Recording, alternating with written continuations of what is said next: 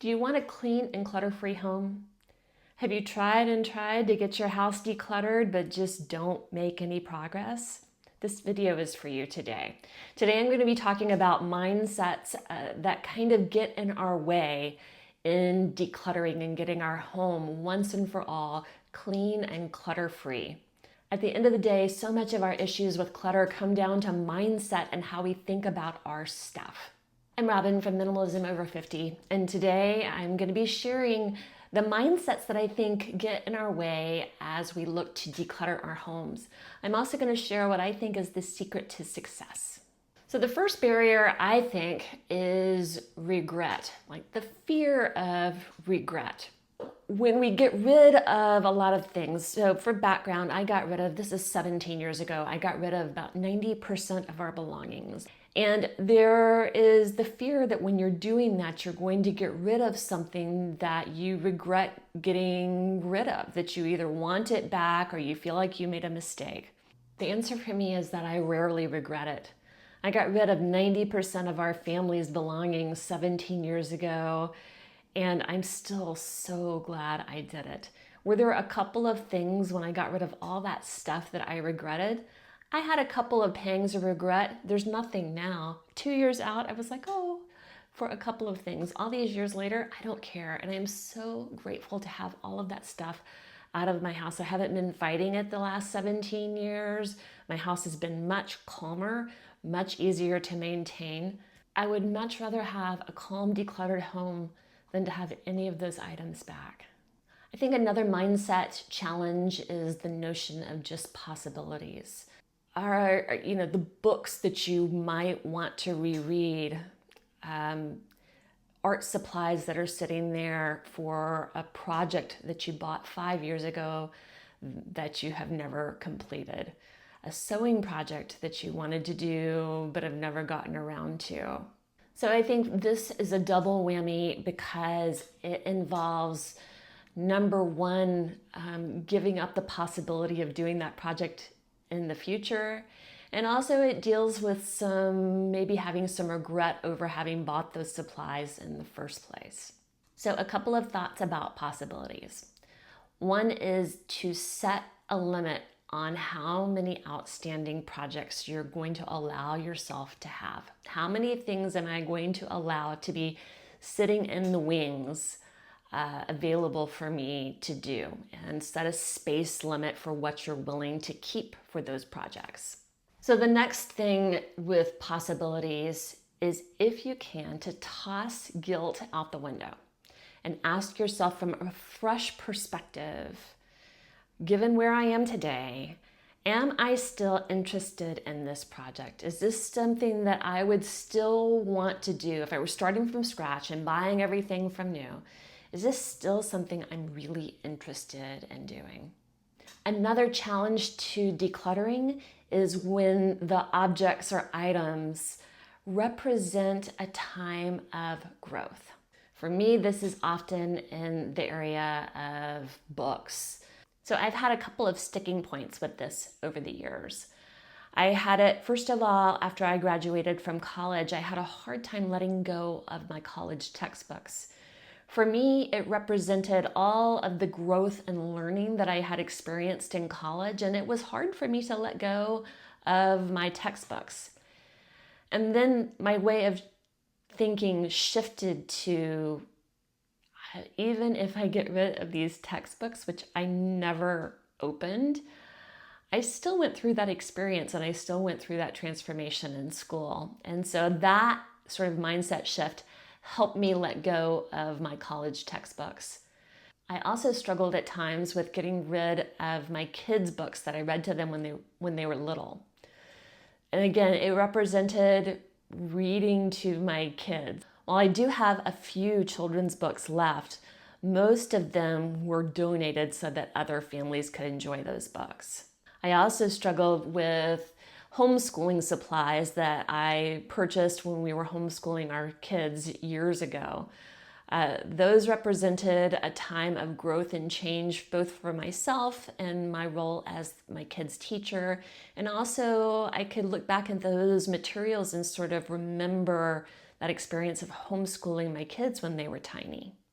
And then the last category for me is parenting books. They're books that I kept for different transitions we went through in raising our children, different challenges we faced. It's sort of looking at the bookcase and remembering that we raised our kids and all of everything that we went through and doing that. Our kids are no longer little. My kids are in their 20s and I don't need those books anymore. Those books would be better off with another owner. I'm going to pause very quickly. If you're finding value in this video, please consider giving it a thumbs up. It helps other people find my content. Also, if you're new here, welcome. I'd love to have you subscribe and follow along. I make videos about frugality, minimalism, and simplicity. Another classification of items that is difficult from a mindset perspective are hand-me-downs. Because I think a lot of us feel a level of obligation or indebtedness to the person who gave us the hand-me-downs. First of all, with hand-me-downs, I'm going to talk about the things that you have already been given. So it can be hard to deal with hand-me-downs because of our sense of obligation. I've shared this story before, but I'll share it again. When I was doing my huge whole house declutter, I had china that belonged to my mom, and I also had furniture that belonged to her. Now, I knew it was going to be frustrating for her to offer to get these things back, but I also knew that I didn't have room for these things in my home without my home beginning to feel cluttered, which it did. It was stuffed.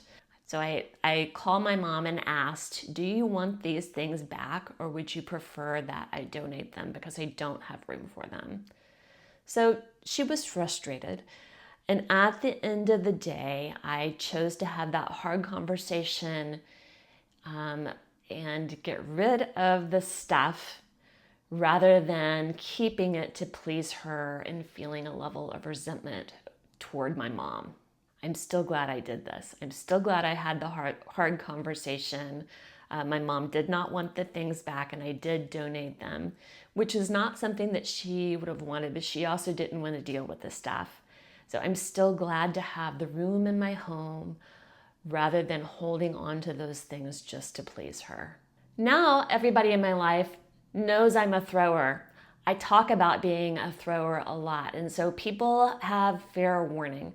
When I have somebody now ask me if I want something, I'm reluctant to say yes for one thing, and for another thing, if they're going to give me like a hand-me-down, I get clarity before they give it to me about how they want it handled. I'm like, if I need to declutter this, would you like to get it back?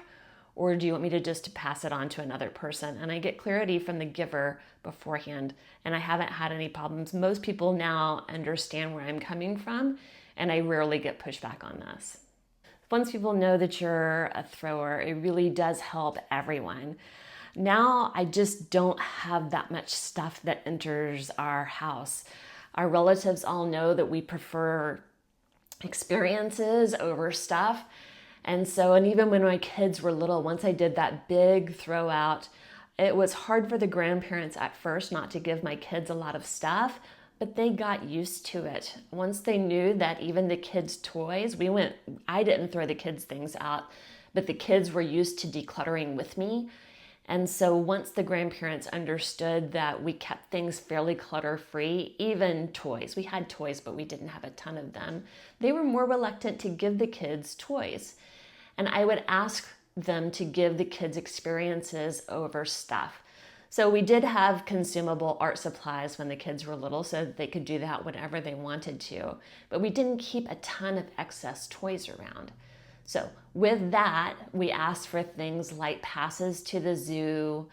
Our daughter got an overnight experience at the Academy of Sciences in San Francisco for one of her birthday presents when she was little. We got to spend the night in front of the penguin exhibit at the Academy of Sciences, which was super fun. They've gotten trips to amusement parks and to water parks. A couple of gifts that I've been given were tickets to a Broadway play here in Portland, a musical that I wanted to see. That was one of my recent gifts. In fact, I just had a birthday and I asked for microblading for my eyebrows for my gift. And so that is what I got instead of a gift that I could hold. I think another barrier is a sense of thrift or frugality. We may have made a mistake when we bought the thing, and whatever the thing is, and we just keep holding on to it because we haven't used it like we thought we would.